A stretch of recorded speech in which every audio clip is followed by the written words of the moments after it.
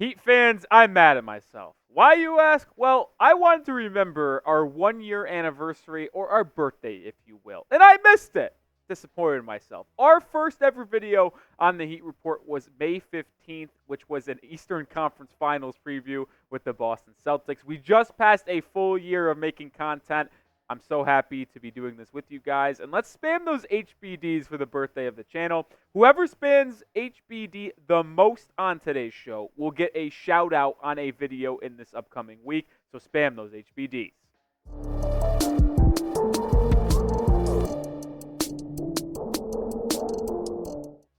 All right, welcome into the weekend, Heat fans. Hopefully it's going well for everyone. I am Nick Roloff on the Heat Report. This is Chat Sports, and today's show, we are looking at draft targets for the Miami Heat with the 15th overall pick. It's the first selection just outside the quote-unquote lottery in the 2024 NBA draft. Miami is picking it, and I've got 5 names plus an honorable mention of who I would target and who I'd expect Miami to look at as well.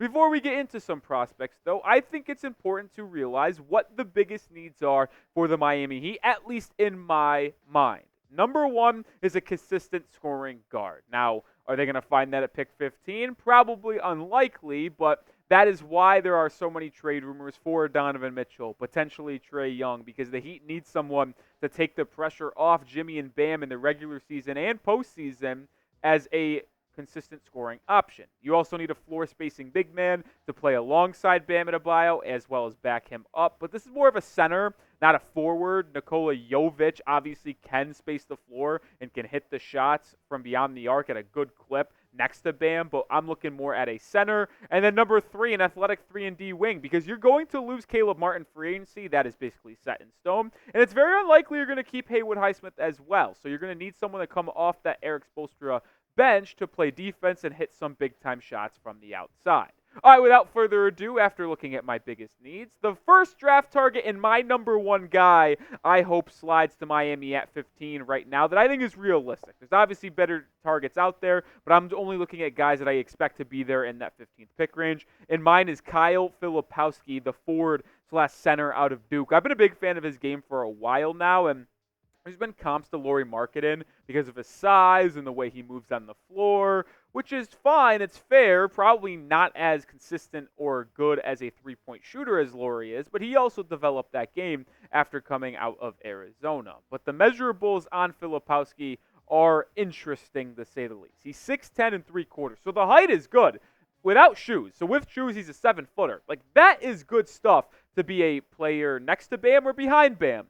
The one issue I have with him is that his wingspan is not so good. And I'm a wingspan guy. I look for that trait in players, as you will. And we've seen players on Miami, Tyler Hero, not have a good wingspan and struggle for their position. The vert and weight are fine. But when you look at his wingspan, it's tough for me to sell him as a pure center in the NBA. I think of him as a 4 or a small ball 5. That's kind of where I lean on Kyle Filipowski, which is fine. Like, if you can play him alongside Bam or Nikola Jovic coming off the bench, assuming Jovic is on the roster, and any pick you make is still here because that pick might be going to Cleveland for all we know. But having him back up Bam, play alongside Bam, play alongside Jovic as well, I think could benefit Miami very well. And he was productive for the Blue Devils in 23-24, putting up 16 points a game. You see the three-point numbers being pretty solid. Low volume, though, for Filipowski. And a little note on Kyle as well. I thought he was going to be a lottery pick in last year's NBA draft if he came out as a true freshman, elected to go back to school, had an all-right season for Duke, and his stock did not change, which, if you're Filipowski, is a little bit disappointing because this is a weaker draft class than the one a year prior, and he didn't get to improve his stock. Filipowski's a guy I have my eyes out for when it comes to the 15th pick, but I want you guys to name a prospect that Miami should draft. I know a lot of you guys are going to say Zach Edey. Stop freaking saying Zach Edey. It's not going to happen, and he doesn't fit with the Heat, but I guess it's a free country. You can shout him out if you want to. All right, number 2, we'll head back to the Duke Blue Devils and Jared McCain, who is a guard for the Dukies. It's gross that 2 Dukes lead off the list, but these 2 guys are very, very solid. I'm a big fan of Jared McCain's game. He is a true freshman, and he showcased a lot of nice things for John Shire and the Blue Devils a year ago. And his measurements are intriguing because he's not really a two guard in terms of size, but that's kind of his play style. McCain isn't that standard ball in your hands point guard that is going to handle the rock and lead your offense. Maybe he can evolve into that. Now, I'm not saying he can't, but at 6'2" without shoes, so probably about 6'3" when you're on the court and not the craziest wingspan, he looks like a point guard. He's very similar to Jalen Brunson in size if you look at their two measurements. So it will be all about McCain if he can develop a handle and more of a facilitator role, because right now he is just a scorer and a sniper, which is fine because that would help Miami coming off the bench, and they need more shooting off the bench. I mean, McCain went 19 of 25 from 3 at the combine. They give you 5 from each spot on the move, off the catch. That was amongst the best from these prospects at the combine, and his numbers at Duke a year ago reflect what he did at the combine. He's got a silky smooth shooting stroke that is very consistent and very repeatable, and allowed him to shoot 41.4% from beyond the arc for Duke a season ago. He also had a game where he had 8+ threes on the road against Florida State. He also set, I think, a freshman record in a first half 3-pointers made for Duke in March Madness tournament. Like, this guy's a big-time player, and he's a big-time shooter. He would be very good in Miami. Also a very good defender. Moves his feet very well, gets in your grill, average, I believe, a 1.5 steals this season as well. McCain would fit the Heat culture and fit their need for three-point shooting off the bench. It's just curious to see what his role is in the NBA because he would be quite the undersized two guard. So can he develop into a one and get that handle / facilitating? All right, we're passing 11,000 subscribers, but the next goal is 12K. So we just hit 11. Please help us out by hitting that sub button. We are going to have the latest trade rumors, injury news when the season rolls back around. We also are going to have the draft news and rumors, as well as probably being live for the NBA draft. So hit that sub button and join us for the best Miami Heat coverage. All right, number 3, we'll stay in the guard department, and this is Isaiah Collier, the guard from USC, is my number 3 guy I'd like Miami to end up with, and this one has all the upside in the world. I'm a big fan of Collier's game, and he also was projected to be a top 3 pick coming into this season of college basketball and the overseas as well, but he just never really got going for the Trojans. But the raw size and athleticism is there, 6'2.5" without shoes, so he is a point guard, but he is a natural point guard. So that is one thing that stands out here, even though he's only 6'3" with shoes on, that will play. The wingspan is pretty decent for his size. Anytime you see a wingspan of probably 2 inches or higher than your height, that will play. Vert of 34 inches, good. This guy's a good athlete, and he was able to get to the rim and score for USC quite a bit a season ago. Only played in 27 games. Disappointing Trojans team under Andy Enfield. Obviously, Bronny James was there. A lot of people expected this team to be amongst the best in college basketball, and I believe they were actually a preseason top 25 team as well. He shot 49% from the deck because he was able to get to the rim.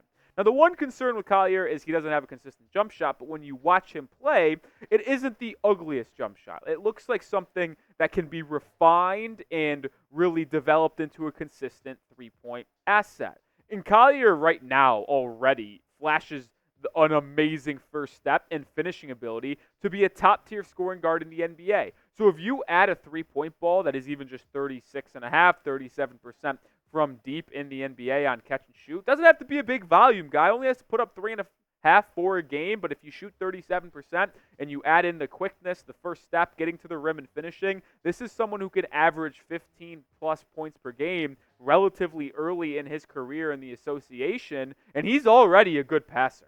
He is. He averaged 5 assists for the Trojans.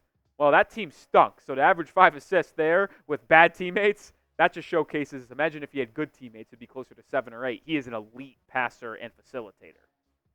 Number 4, Tristan Da Silva, who we've talked about quite a bit on the channel. I think he's the most talked about prospect thus far, and it's because he just fits so many things that Miami wants and checks so many boxes, the forward from Colorado, and he's got fantastic size to him, man. 6'8 and a quarter, 6'10 and a quarter wingspan, good vertical as well. And this is someone who is your Caleb Martin replacement. As I mentioned, he is going to leave, and if you took Da Silva, he would fill everything that Martin basically vacated with athleticism off the bench, size. He actually has better size than Caleb Martin. Martin was about 6'5", 6'6". Da Silva, as you see, is 6'8", so he can play the 4 and not really be a small ball 4. He's a legit 4. And the thing that impressed me, I should say, so much was his all-around ability for the Buffaloes. Shot 40% just about from 3 for Colorado, but he was also tasked with kind of being a facilitator, if you will. The assist numbers aren't there, but if you watch Colorado play,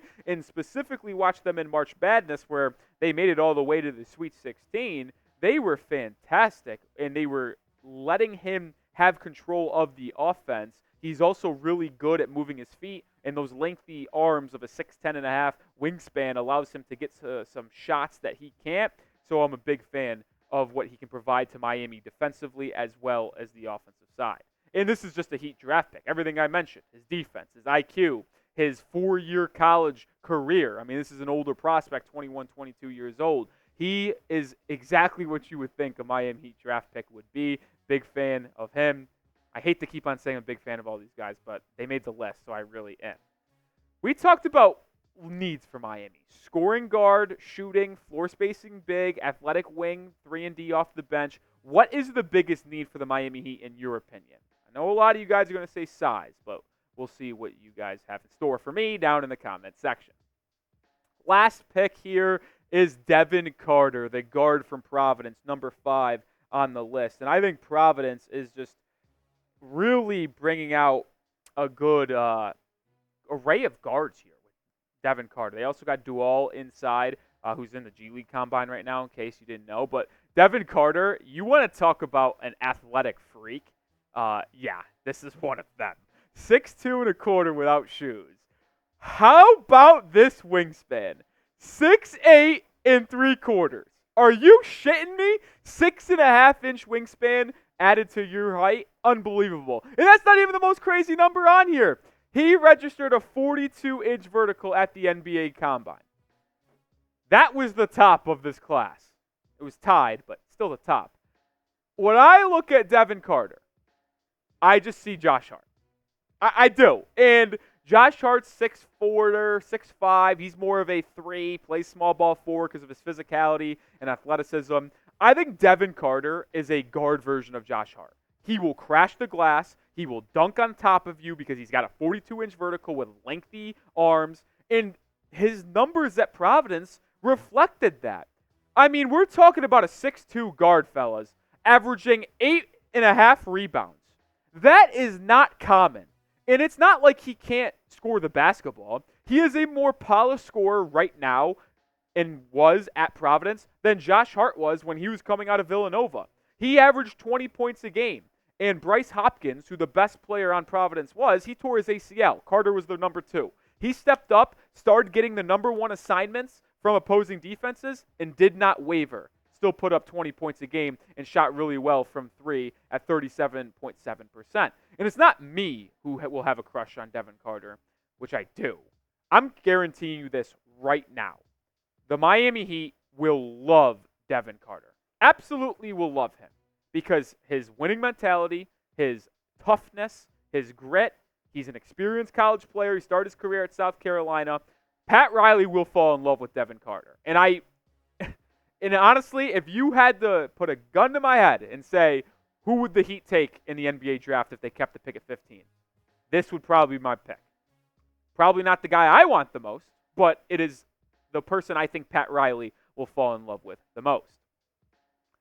Honorable mention here for the Heat is Nikola Đurišić, the forward from Serbia who flashed at the NBA Combine. He was terrific overseas for his specific team, and ironically enough was teammates with Nikola Jovic in Serbia. So there's a connection there. He also played really well, averaging 14.5 points per game, shooting 45% from the field and 33% from 3. The only concern I have with Đurišić, he averaged 3.5 assists overseas and 3.2 turnovers, but he has been compared to Serbian Paul George, and I would love if Miami gave him a hard look at pick number 15. All right, that will do it for today's video. Make sure you hit that sub button because we're going to have more Miami Heat draft coverage for you guys leading up to the late June draft. So hit that sub button. I'll see you in the next video. Go Heat.